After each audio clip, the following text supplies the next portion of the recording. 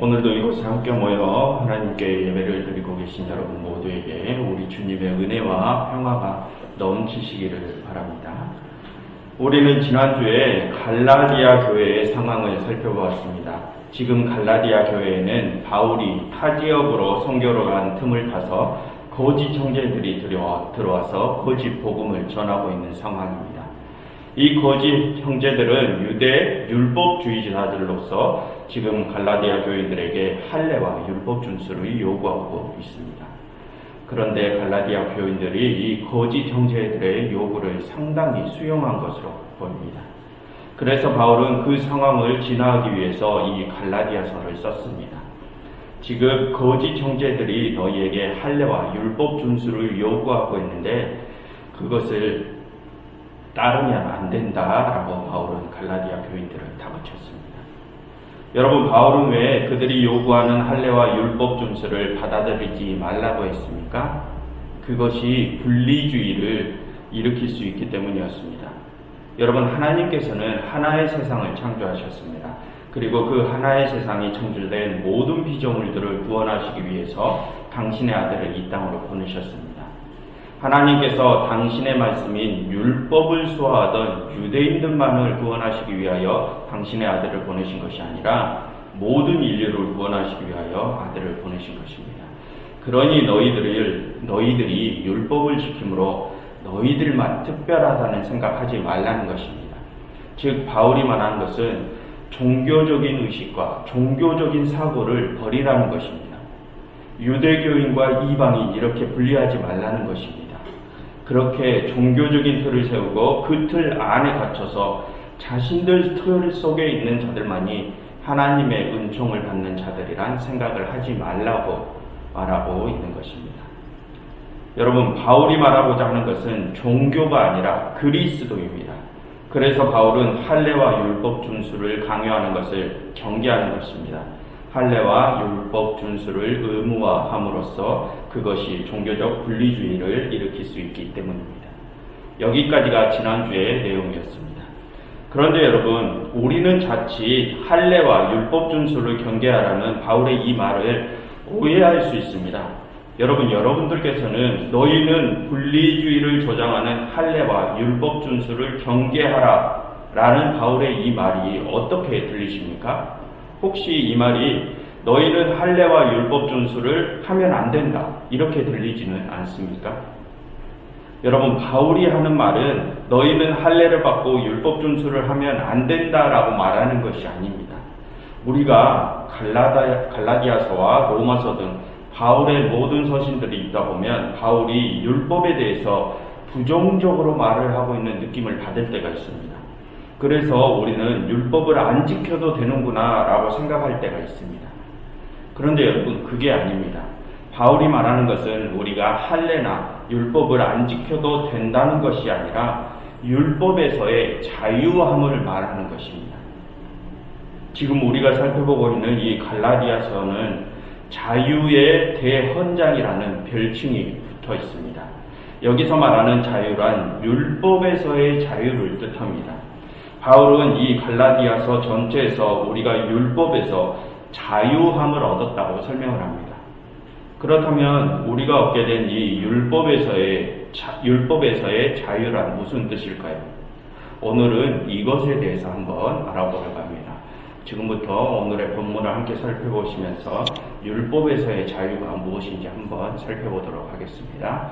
먼저 6장 11절입니다. 6장 11절을 보십시오. 바울은 6장 11절부터 시작되는 편지의 마지막 단락을 큰 글씨로 쓴다고 합니다. 여기서 하는 큰 글씨란 알파벳의 대문자를 뜻하는 것일 수도 있고 실제로 글씨를 크게 잘 보이게 쓴 것일 수도 있습니다. 무엇에 해당되든 바울이 지금 이 갈라디아서를 마무리하는 마지막 단락을 큰 글씨로 쓴다는 것은 지금 이 마지막 단락이 이 편지의 핵심이요 총정리라는 뜻입니다. 그만큼 지금부터 하는 말이 중요하다는 것입니다. 다음 12절과 13절입니다.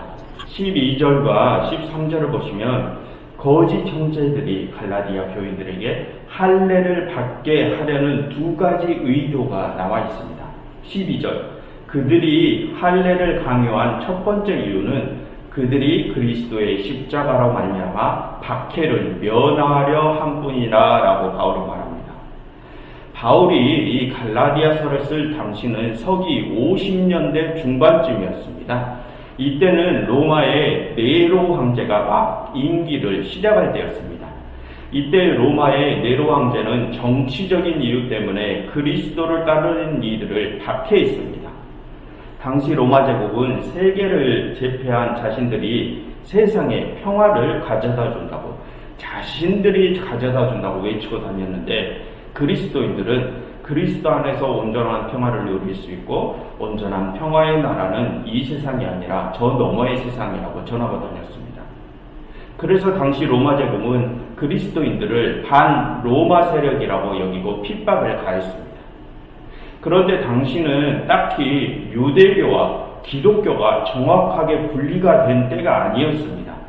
그래서 정통 유대교인들 역시 유대교 내에 속해 있던 그리스도인들 때문에 싸잡아서 로마의 박해를 당할 처지에 놓이게 되었습니다. 그런데 그래서 이런 정치적인 이유 때문에 유대교 내의 그리스도인들이 정통 유대교인들로부터 따돌림을 당하게 되었습니다. 그런데 그래서 이때가 기독교가 유대교로부터 처음으로 분리되기 시작한 지점입니다. 이 부분에 대해서는 아주 긴 이야기가 있기 때문에 또 다른 시간에 한번 깊이 다뤄보도록 하겠습니다.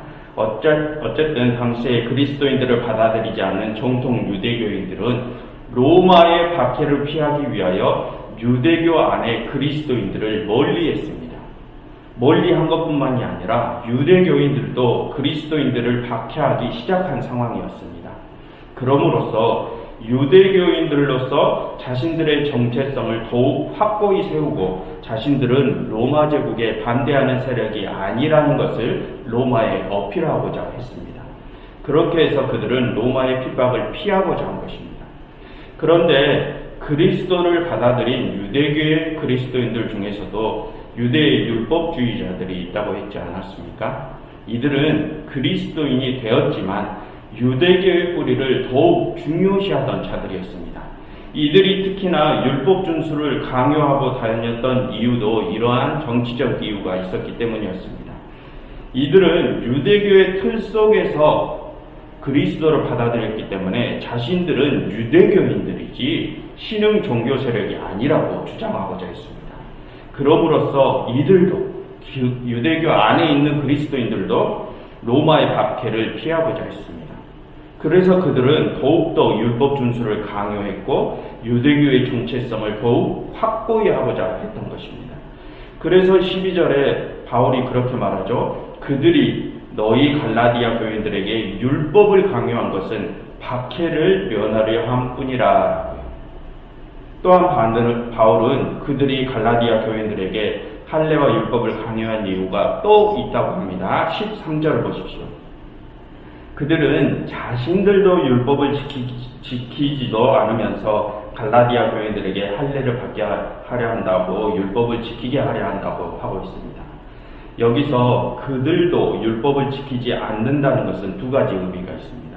그 중에 하나는 그들 자신들조차 모든 율법을 다 지키지 못한다는 뜻이고, 또 다른 뜻은 그들이 율법을 자신들의 입맛에 맞게, 자신들의 기호에 맞게 선별적으로 지키고 있는 상황을 말하는 것입니다. 예를 들어서 유대교 율법에는 예루살렘 성전에서 지켜야 하는 율법들이 있습니다. 예루살렘 성전에서 매일 드려야 하는 번제와 같은 율법들 말입니다. 그런데 여러분, 지금 이 거짓 형제들은 어디에 나와 있습니까? 갈라디아에 나와 있습니다. 그러니 그들은 예루살렘에서 드려야 하는 율법들을 지킬 수가 없는 상황입니다. 그런데 그들은 그런 율법들은 지키지 않으면서 자신들의 유익을 위하여 필요한 율법들만 선별적으로 지킨다는 것입니다. 할례와 같은 당장 겉으로 드러나는 율법들만 지킴으로써 자신들이 유대교인임을 드러내 보이고 그것으로 박해를 피할 수 있었기 때문입니다. 바울은 그래서 그렇게 자신들도 율법을 다 지키지 않으면서 너희들에게는 할례를 받으라, 율법을 준수하라 강요한다고 말을 한다는 것입니다. 다음 13절 하반절입니다.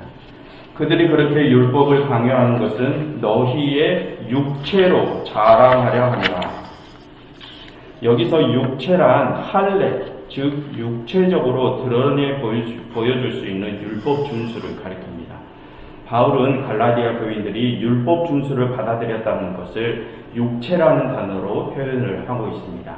그렇게 바울은 갈라디아 교인들이 율법 준수를 받아들인 상황을 가지고 거짓 형제들이 그것을 자랑하려 한다고 합니다. 여러분, 이게 무슨 말입니까? 여러분, 이 말은 선교를 보고하는 그러한 상황에 대한 말입니다.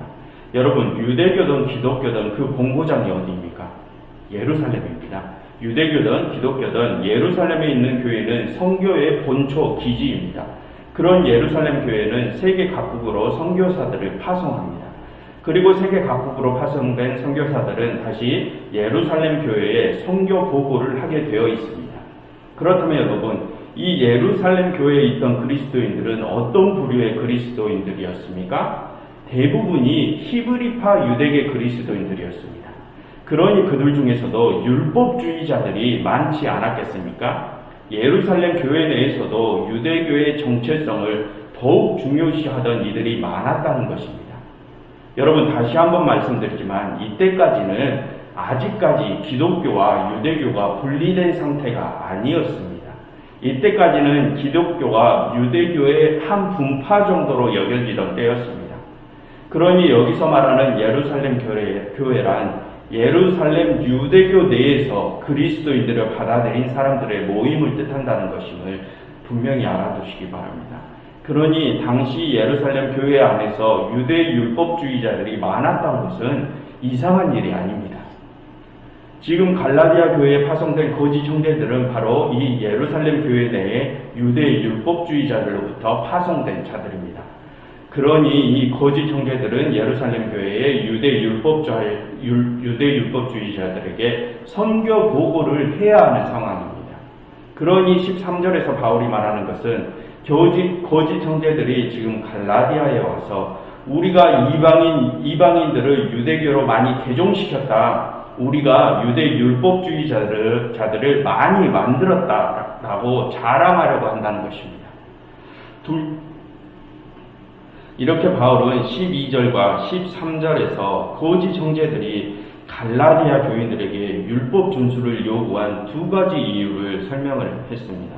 그것은 첫 번째로 그들에게 율법을 지키게 함으로써 거짓 형제 자신들이 핍박을 피하려 했음이고, 둘째는 자신들이 많은 이방인들을 개종시켰다고 자랑하려 했음이었습니다.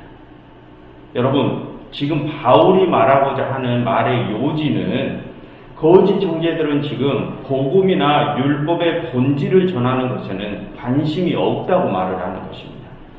그들이 율법을 요구하고 복음을 전하려는 진짜 이유는 자신들이 박해를 피하고 자신들이 이만큼 선교를 했다고 자랑하려고, 결국은 자신들의 이익을 위해서 그렇게 했다는 것입니다. 그리고 여러분, 율법 준수를 내세우는 것 자체는 결국은 하나님을 내세우는 것과는 반대가 될 수밖에 없습니다. 여러분, 내가 율법 준수를 다 지켰다라는 것은 누가 잘했다는 것입니까? 내가 잘했다는 것입니다. 결국은 내 자랑입니다. 율법 준수를 내세운다는 것은 그 밑에는 나를 자랑하고자 함이 깔려 있는 것입니다. 지금 우리의 교회들도 마찬가지입니다. 형식을 자꾸 내세우면서 그것을 얼마나 잘 지켰는지를 따지는 것은 결국은 나 자신을 내세우는 것과 다름이 없습니다. 내가 율법을 다 지켰다. 여러분, 우리가 율법을 다 지킬 수 있습니까? 없습니다.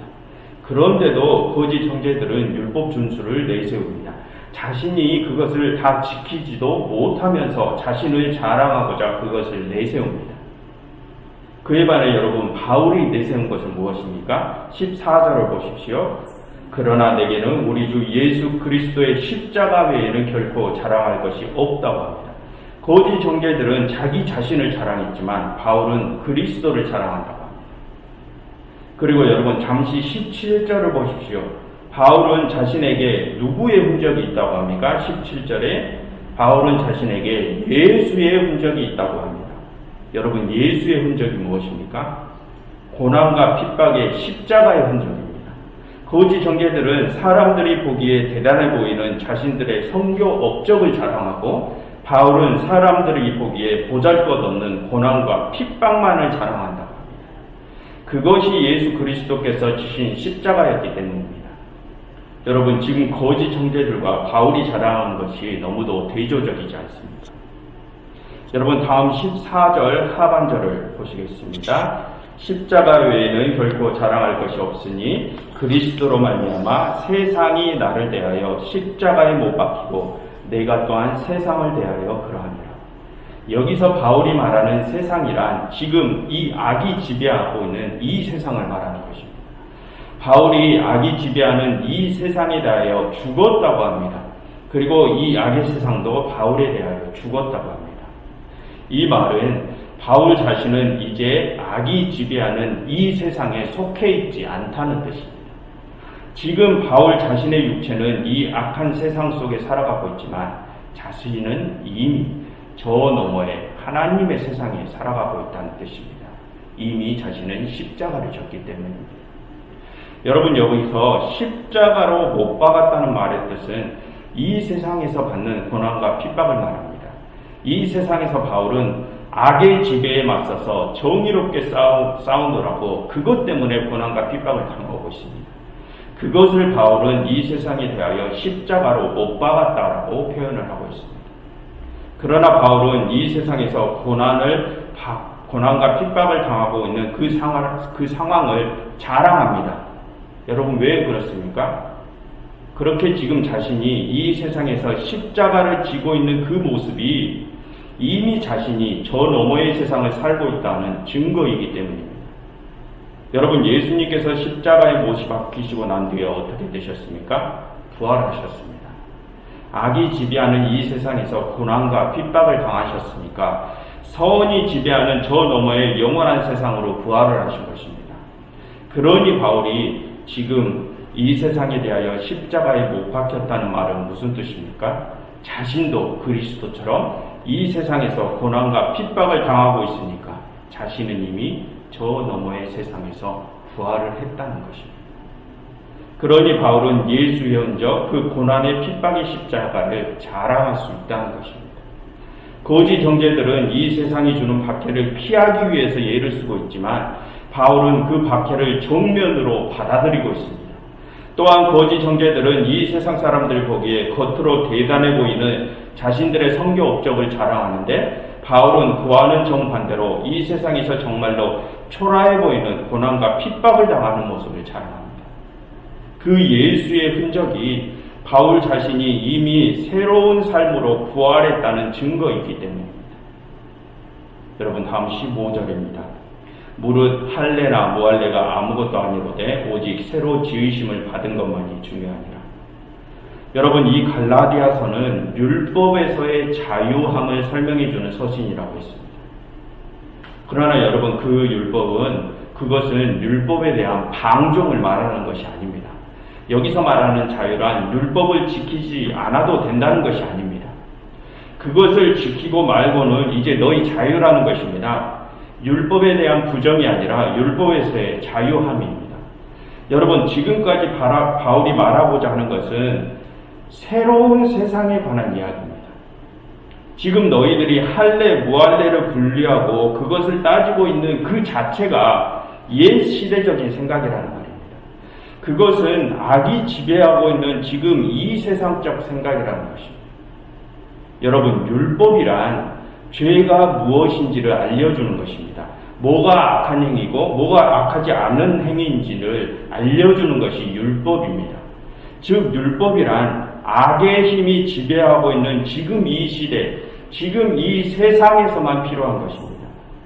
반면에 그리스도를 통하여 열린 저 새로운 세상에서는 그 율법이라는 것 자체가 필요가 없습니다. 왜냐하면 그 율법은 악이 존재하는 옛 세상에서만 필요한 것이기 때문입니다. 내가 이미 그리스도 안에서 새로운 세상을 살아가고 있는데 악이 없는 오직 선만이 존재하는 하나님의 나라에서 내가 이미 살아가고 있는데 옛 세대, 악의 세상에서나 필요했던 율법이 무슨 필요냐? 바울은 지금 이 말을 하고 있는 것입니다. 그러니 율법을 지키고 말고 지금 그거 신경 쓸 때가 아니라는 것입니다. 지금 너희가 신경 쓸 것은 지금 너희 안에 그리스도가 있느냐 없느냐, 너희가 정말 이 악이 지배하는 세상에 대해서 죽었느냐, 이 악의 세상에 대해서 너희가 정말로 십자가에 못 박혔느냐, 이것을 생각하라는 말입니다. 지금 이 세상의 법칙, 이 세상의 규례, 이 세상에서 살아가는데 필요한 율법이 아니라 저 너머의 새로운 세상을 살아가는 것에 더욱 신경을 써야 된다는 것입니다. 그래서 바울은 그리스도 안에서 새롭게 지으심을 받는 것이 중요하다고 말하는 것입니다.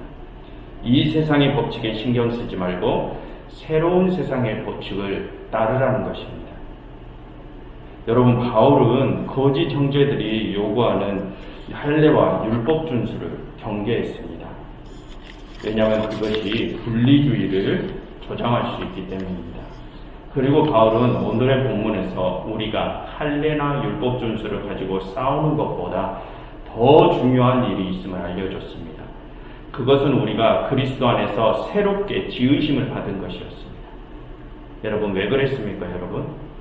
우리가 주 안에서 새롭게 재창조되어 이미 새로운 세상을 살고 있다면 악이 지배하는 이 세상에서나 필요한 율법은 아무런 필요가 없었기 때문입니다. 그렇기 때문에 우리가 율법에서 자유함을 얻었다는 것입니다. 바울은 이 갈라디아서를 통해서 우리가 그리스도 안에서 이미 새로운 재창조를 받은 존재라는 것을 알려주고 있는 것입니다. 지금 우리에게 중요한 것은 옛 시대의 법칙이 아니라 새로운 시대의 법칙을 받아들이는 것이라고 말을 합니다. 그렇다면 여러분, 지금 우리를 한번 돌아보십시오. 지금 우리는 무엇을 가장 중요하게 생각하며 살아가고 있습니까? 이 세상을 살아가는데 필요한 지혜는 무엇인가? 어떤 삶이 이 세상의 삶을 잘 살아내는 것인가? 그동안 우리의 생각의 중심은 이 세상에 집중이 되어 있지 않았습니까? 종교적인 문제들은 어떻습니까? 유대교, 천주교, 개신교들 중에서도 침례교, 성결교, 장로교, 교단과 교파를 분리하고 어떤 교단의 교리가 우월한 교리인지 끝없이 논쟁하고 하나였던 세상을 분리하고 내가 맞네, 네가 맞네 싸우는 일들. 또한 우리 종교인, 개개인들은 어떻습니까? 성경에 제시되어 있지도 않은 종교적 규칙들을 스스로 만들어 놓고 그 규칙을 지켰는지 지키지 않았는지 그것에 너무 몰두해 있지는 않았습니까? 공예배에 빠지지 않고 참석했는지, 하루에 정해진 기도량은 채웠는지, 지금껏 성경은 몇 독을 했는지, 내가 지금껏 몇 사람이나 교회에 데리고 왔는지, 그러한 종교적 규례와 종교적 틀을 스스로 세워놓고 그것을 많이 지켰다고 자랑하고 우쭐해하며 자신을 높였던 모습들. 여러분, 지금까지 우리는 무엇을 가장 중요하게 생각하며 살아오고 있었습니까? 여러분, 그러한 것은 아무것도 아니라고 바울은 말하고 있습니다. 정말로 우리에게 온전한 유익을 가져다주는 일은 따로 있다고 하고 있습니다. 지금 우리가 정말로 중요하게 생각해야 하는 것은 그리스도 안에서 지금 내가 새롭게 재창조되었는가입니다. 여러분, 내가 만약 그리스도 안에서 새롭게 되어 이미 저 너머에 하나님의 나라에 살아가고 있다면 지금 우리는 이게 맞네 저게 맞네 논쟁할 필요도 없고 무엇이 올바른 잣대인지를 찾을 필요도 없고 그 규칙을 지켜야 하네 안 지켜야 하네 싸울 필요도 없을 것입니다. 내가 이미 새로운 선의 나라를 살아가고 있다면 지금 나의 모든 행동은 선한 모습만을 보이고 있을 것이기 때문입니다. 내가 그리스도 안에서 새롭게 재창조가 되어 있다면 나는 이미 아무 흠을 잡을 수 없는 그리스도의 모습으로 살아가고 있을 것이기 때문입니다. 그러니 여러분, 지금 내가 그리스도 안에서 새롭게 지음을 받았는지를 살펴보십시오. 그리스도 안에서 우리가 새롭게 지음을 받았다는 것은 오늘 바울이 말한 것처럼 지금 나에게 예수의 흔적이 있다는 것입니다. 그러니 지금 내 안에 내가 악이 지배하는 이 세상에 맞서느라 고난과 핍박을 당하고 있는지를 살피십시오. 그래서 만약 내가 지금 이 세상에서 그리스도를 따라 나의 십자가를 짐으로써 고난과 핍박을 당하고 있다면 정말로 기뻐하시기를 바랍니다. 지금 예수의 흔적을 가진 여러분들께서는 이미 하나님의 나라를 살아가고 있기 때문입니다. 오늘 이 시간 하나님께 예배를 드리고 계신 모든 교우 여러분, 그렇게 여러분 모두가 그리스도 안에서 새롭게 지음바 받으셔서 이미 우리에게 다가온 하나님의 나라를 살아가시는 거룩한 주님의 백성들이 되시기를 간절히 바랍니다. 기도하겠습니다. 하나님, 저희에게 하나님의 나라의 지혜와 명철을 허락하여 주시사 저희가 이 세상에 속한 몸이지만 저 너머의 하나님의 나라를 바라볼 수 있게 하옵소서. 헛되게 사라질 이 세상의 것들에 집착하지 않게 하시고 온전한 나라의 백성이 되는 것만을 생각하게 하옵소서. 저희가 하나님 나라의 방식으로 살아가느라 이 세상에서 고난과 핍박을 당한다면 저희로 그것을 기쁨으로 누릴 수 있게 하옵소서. 하나님, 지금 저희를 새롭게 하여 주시사 그곳에서 살아가게 하옵소서. 예수 그리스도의 이름으로 기도드렸습니다.